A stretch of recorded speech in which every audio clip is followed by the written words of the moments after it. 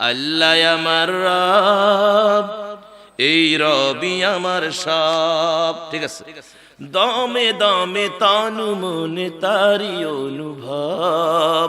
আল্লাহ আমার রব, এই রবি আমার সব।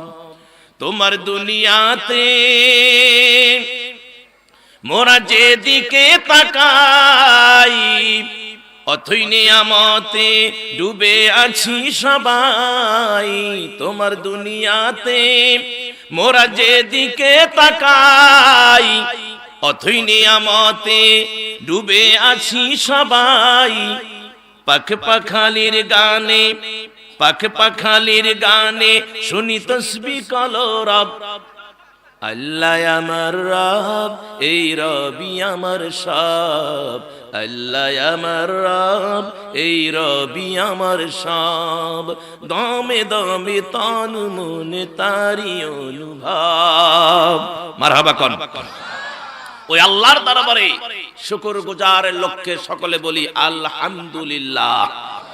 দরুদ আর সালাম নবীজির কদমে হৃদয়ের সমস্ত আবেগ ভালোবাসা উজাড় করে দিয়ে সকলে বলছি সাল্লাল্লাহু আলাইহি ওয়াসাল্লাম। আর একটু জোরে বলি সাল্লাল্লাহু আলাইহি ওয়াসাল্লাম। আমার সম্মানিত ভাইয়েরা, প্রিয় নবী মুহাম্মদ রাসূলুল্লাহ সাল্লাল্লাহু আলাইহি ওয়াসাল্লাম ইরশাদ ফরমান, ছোট্ট একটি হাদিস দিয়েই আমি আমার আলোচনা স্টার্ট করব। রাসূল সাল্লাল্লাহু আলাইহি ওয়াসাল্লাম বলেছেন, দোয়া কবুলের কয়েকটি সময়। দোয়া কবুলের কি কয়েকটি সময় এখানে কোট করা হয়েছে। দোয়া কবুলের আফজল সময় হলো 11টি। কয়টি? আরো জোরে কোন কয়টি? 11টি সময় দোয়া কবুলের আফজল সময়। তার মধ্যে 1 নাম্বার হলো রাতের শেষ তৃতীয়াংশে। সুবহানাল্লাহ। মানে তাহাজ্জুদের পিরিয়ডে আমার আল্লাহ দোয়া কবুল করে থাকেন। সুবহানাল্লাহ। সম্মানিত মুসলমান ভাইয়েরা, আল্লাহর নবী বলেন দোয়া কবুলের যে সময়গুলো, এর মধ্যে উত্তম সময় হলো রাতের শেষ ভাগের তৃতীয়াংশ। মনে তৃতীয়াংশে মানে তাহাজ্জুদের ওয়াক্তে কোন মানুষ যদি এই তাহাজ্জুদের ওয়াক্তে উঠে উজু করে যায় নামাজটা বিছায়া আল্লাহর ইবাদতে নিমজ্জিত হয়ে যায়, সিজদায় চলে যায়, রুকুতে চলে যায়, মানে তাহাজ্জুদের নামাজ শুরু করে দেয়।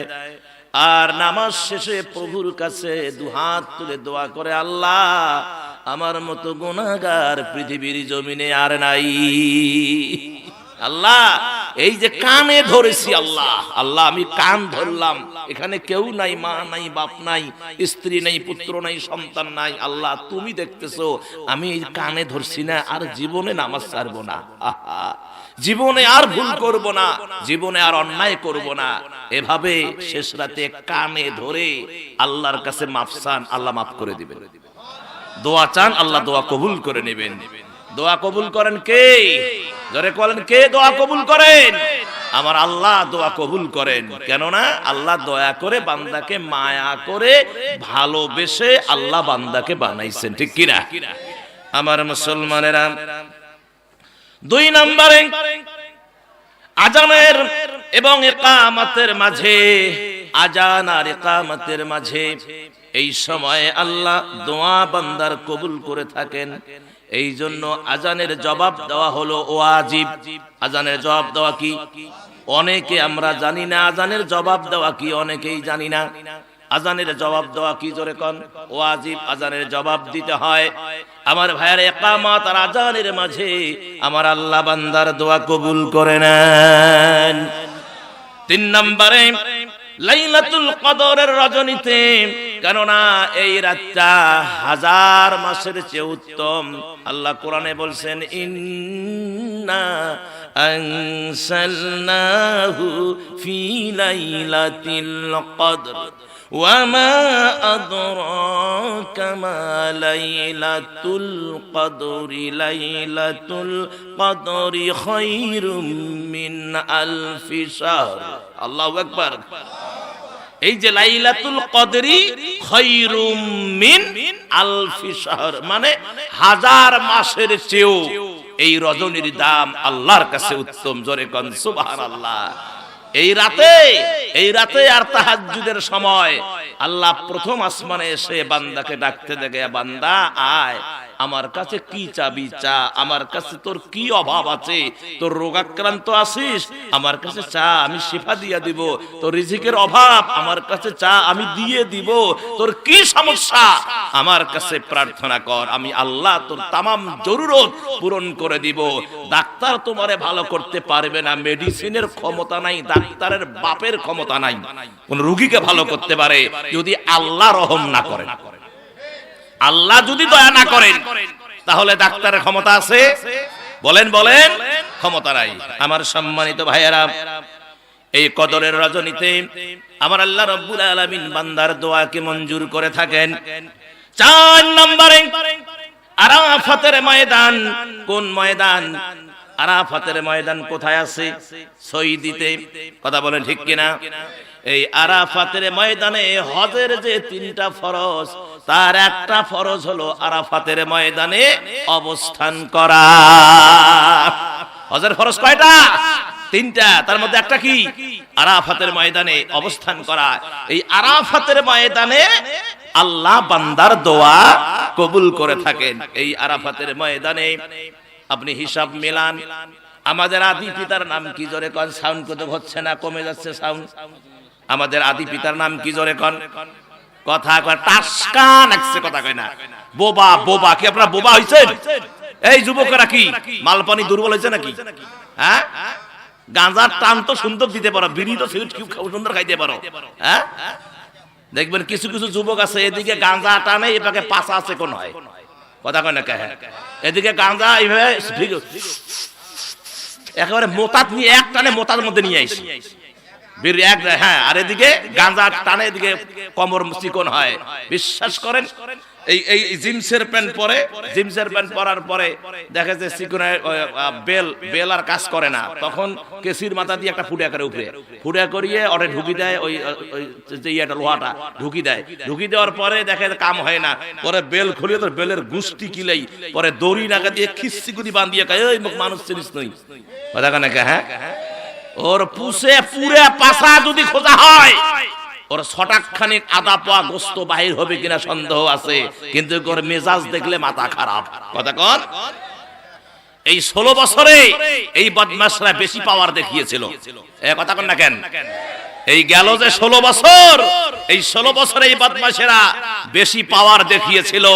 তোমাদের পাওয়ার নাই, শেষ। পাওয়ার কি?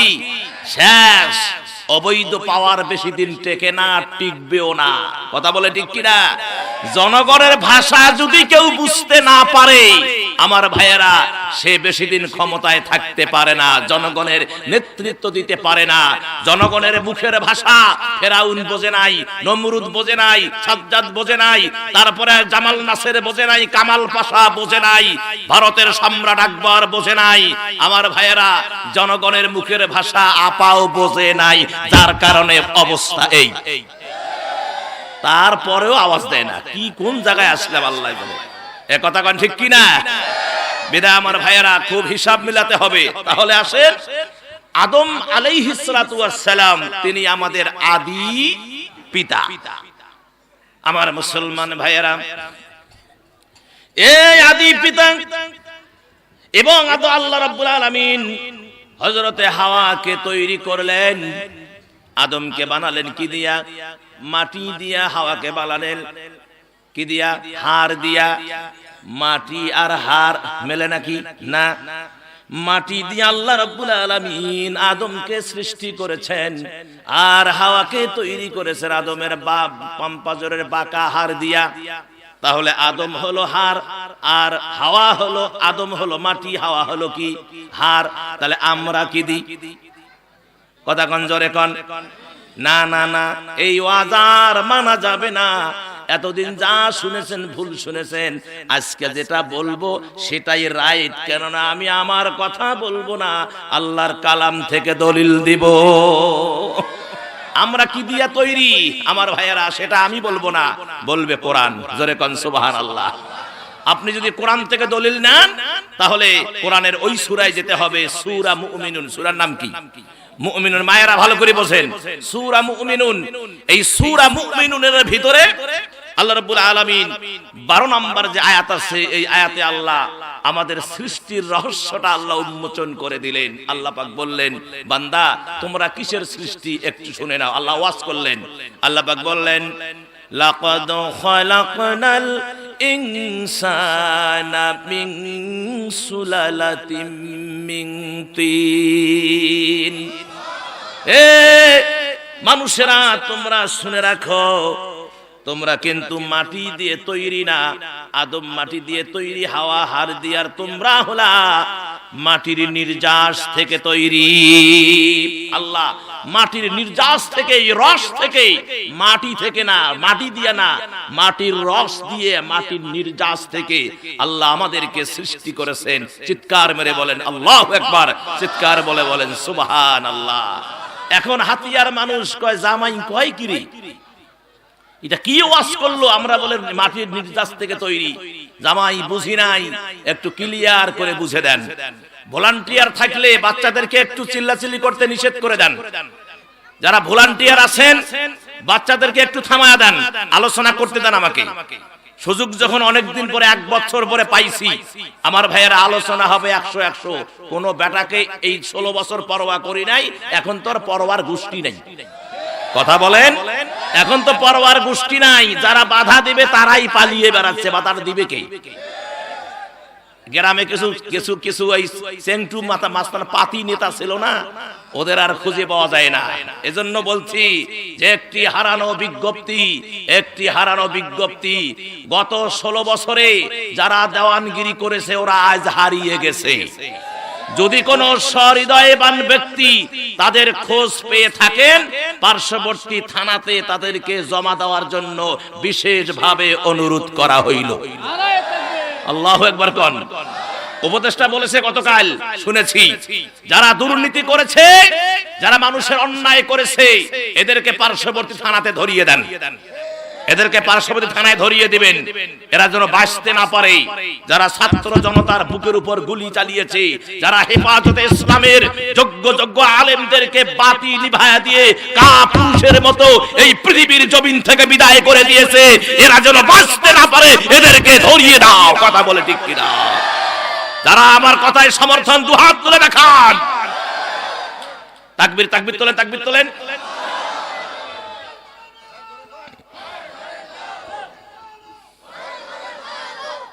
আমার ভাইয়েরা, যারা তাকবীর দিবেন এখন থেকে নিয়ত করেন যে তাকবীর দিতে হবে। একজন বলবেন নারায়ে তাকবীর লিল্লাহি, বাকি সকলে বলবেন আল্লাহু আকবার। কথা বলেন।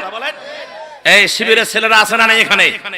শিবিরের ছেলেরা, ছাত্র দলের ছেলেরা, ওরা তো পালাইছে, ওদের নামও নেওয়া যায় নাই। ছাত্র দলের ছেলেরা, শিবিরের ছেলেরা, চরমনার ছেলেরা, সবগুলো একবারে ফুরফুরার ছেলেরা এবং তরিকাপন্থী ছেলেরা, সকলেই ঐক্যবদ্ধ হও। আমার ভাইয়েরা, আমরা যখন মাঠ পেয়েছি, এবার আমরা সংসদ গঠন করব কোরআন দিয়া। এবার সংসদের সংবিধান হবে আল্লাহ পাকের কালাম। প্রত্যেকটা সেক্টরে এই কোরআনের আইন বাস্তবায়িত করা হবে। কথা বলেন ঠিক কিনা? এজন্য আমি আগেই বলি, আমি বিএমপি বুঝি না, জামাত বুঝি না, শিবির বুঝি না, চরমনাই বুঝি না, ফুরফুরা বুঝি না, আমি কোন হেফাজতে ইসলাম বুঝি না, খেলাফতে মজলিস বুঝি না, তাবলীগ জামাত বুঝি না। আমার কথা হলো, ক্ষমতায় আপনারা যান, কারা যাবেন যান, তবে হিসাব হলো যারাই ক্ষমতায় যাবেন, ওই সংসদের যারাই যাবেন, সংসদের যেন সংবিধানটা কোরআন দিয়েই হয়। কথা বলেন। যদি করতে পারেন তাহলে সংসদে যান, আর যদি করতে না পারেন ভোটে দাঁড়াইয়েন না, তাহলে এদের যা গতি তোমাদেরও সেই গতি হবে। কথা বলেন ঠিক কিনা? সম্মানিত মুসলমান ভাইয়েরা, আমার দিকে তাকান। তাহলে আরাফাতের ময়দানে আল্লাহ রাব্বুল আলামিন আরাফাতের ময়দানে দোয়া কবুলের কথা বলেছেন। কথা কোন ঠিক কিনা? আমার মুসলমানেরা, তাহলে আমাদেরকে আল্লাহ রাব্বুল আলামিন কি দিয়া তৈরি করলেন? কোরআন বলছে মাটির নির্যাস থেকে। মাটির নির্যাস মানে এই জমিন থেকে উৎপাদিত ফসল, আপেল বলেন, কমলা বলেন, এ টু জেড, অর্থাৎ জমিন থেকে যা উৎপাদিত হয় এগুলো খাই কি খাই না? কথা বলেন খাই কি খাই না? মানে যেগুলো হালাল সেগুলো তো খাই। কথা বলেন ঠিক কিনা? আমার ভাইয়েরা, এই হালাল যে খানাগুলো আছে আমরা সারাদিন যা খাই, তরি তরকারি, মাছ গোস, ফলমূল ইত্যাদি ইত্যাদি আমরা যা খাই, এগুলো পেটের ভিতরে গিয়ে জমা হয়। জমা হওয়ার পরে আমার ভাইয়ের আল্লাহ রাব্বুল আলামিন জন্মসূত্রে বান্দাদের পেটের ভিতরে একটা মেশিন বসায় দিয়া রাখছেন। সেই মেশিনের নাম কি হলো? পাকস্থলী। কথা বলেন ঠিক কিনা? পাকস্থলীর কাম হলো, আল্লাহ বলেছেন, ও আমার সৃষ্টি, আমার বান্দা ঘুমাবে, আমার বান্দা হাঁটবে চলবে, পাইলট হবে, আমার বান্দা প্লেন চালাবে, আমার বান্দা উড়োজাহাজ চালাবে, সাইকেল চালাবে, বাস চালাবে, মোটর সাইকেল চালাবে, ইত্যাদি ইত্যাদি। আমার বান্দা যেখানেই যাক না কেন, ও আমার সৃষ্টি রে, তোমার কাজ হলো আমার বান্দার পেটে জমাকৃত খাদ্যগুলোকে পিষে এগুলো এক সাইড, ভুসিগুলো আলাদা। আপনাদের এলাকায় নাই সম্ভবত, রংপুরে আছে। সেটি হলো কি? কল। ওই হলো সরিষার তেল ভাঙার কল, আছে না নাই?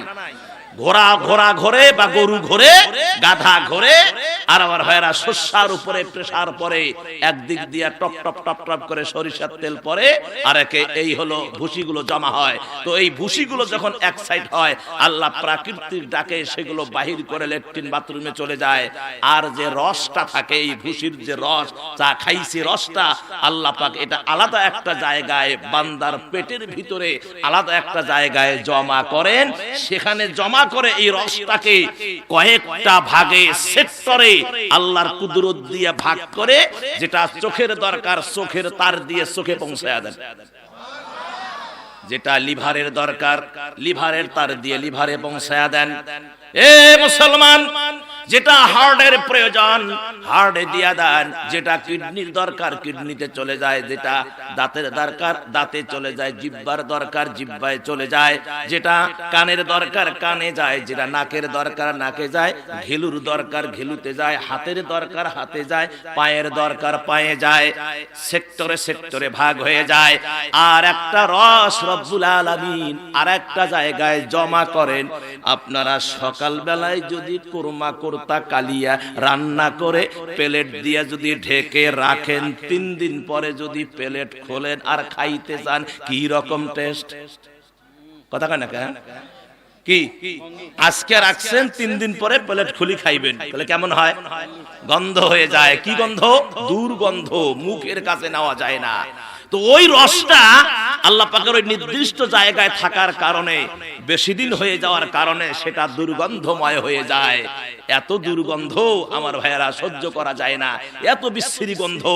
আমার ভাইয়েরা, আমার মা এবং আমার বাবা যখন হালাল কাজে মিলিত হয়, বাবার থেকে দ্রুত গতিতে ওই যে রস, দুর্গন্ধ রস, এই রসটা মায়ের জীর্ণ কুঠিরের ভিতরে যখন ঢুকে যায়, আল্লাহ মায়ের জীর্ণ কুঠিরটাকে আস্তে করে বন্ধ করে দেন, কুদরত দিয়া বন্ধ করে দিয়ে ওই গন্ধযুক্ত রসটুকুকে আল্লাহ 40 দিন রিফাইন করেন, 40 দিন ছাঁকনি দেন, দেওয়ার পরে আল্লাহ রক্তে পরিণত করেন। সুবহানাল্লাহ কোন। রক্ত যখন হয়ে গেল, আবার 40 দিন, তাফসীর শোনাচ্ছি ভাই কোরআন থেকে, আবার 40 দিন রিফাইন করে এটাকে গোশতের টুকরায় পরিণত করা হয়।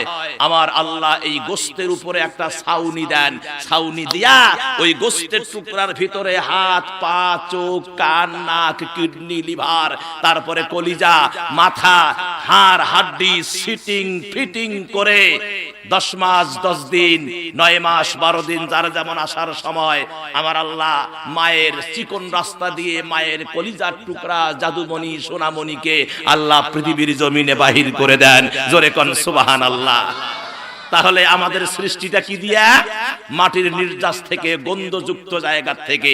আরেকটা প্রমাণ দেখেন, আপনি আপনার এই দেহটা আছে না ভাই, দেহটা আছে না, আপনি যখন আপনার নাকের ভিতরে হাত দিবেন, নাকের এই উচ্ছিষ্টগুলো গন্ধ করে, চোখের পেছুল গন্ধ করে, তারপরে এই জায়গায় হাত দিয়ে বেশি নয় মিনিট হাফ মিনিট ঘষেন, এভাবে ঘষেন, দেখবেন যে নাকের মধ্যে কি সেন্ট করে, কথা না গন্ধ করে, চিমসানি গন্ধ করে। নাভির নিচের কথা তো বাদেই দিলাম, কাকের নিচে যদি দেন তাহলে পুরা মেশকো আম্বারের মতো বাসনা করে, হয় কথা? তাহলে পুরা বডিটা কি গন্ধ আর গন্ধ।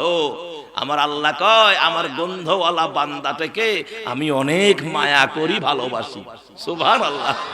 রব্বুল আলামিন বলেন লাকাদ খালাকনাল ইনসানা ফি আহসানি তাকওয়িম। আল্লাহ মানুষকে উত্তম করে, আহসান করে আল্লাহ মানুষকে সৃষ্টি করেছেন। সুবহানাল্লাহ। আর জোরে কোন সুবহানাল্লাহ। আমার ভাইয়েরা, সেই আদম এবং হাওয়া ভুল করছে নাকি? গন্ধম খাওয়া কি ভুল হয়েছে? না, ভুল করলে ঈমান থাকবে না। যদি কেউ বলে যে আদম আর হাওয়া ভুল করছে, তাহলে ঈমানের সমস্যা হবে।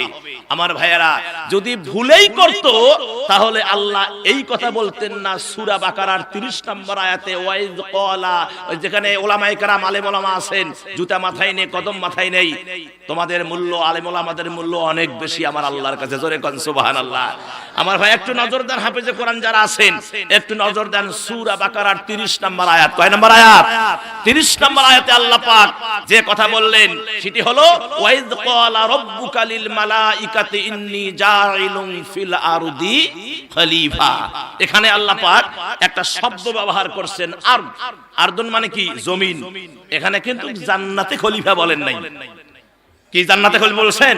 জান্নাতে ফিল জান্নাতি খলিফা বলেন নাই। তাহলে আমরা বুঝলাম আল্লাহ পাক আদমকে জান্নাতের প্রতিনিধি, জান্নাতের নেতৃত্ব দেওয়ার জন্য আল্লাহ বানান নাই। আল্লাহ বানাইছেন জমিনের নেতৃত্ব দেওয়ার জন্য। তবে জান্নাতে রাখছেন শর্ত সাপেক্ষে। আর আদম আর হাওয়া যে গন্ধম খাইছে এটা আল্লাহরই ইশারা।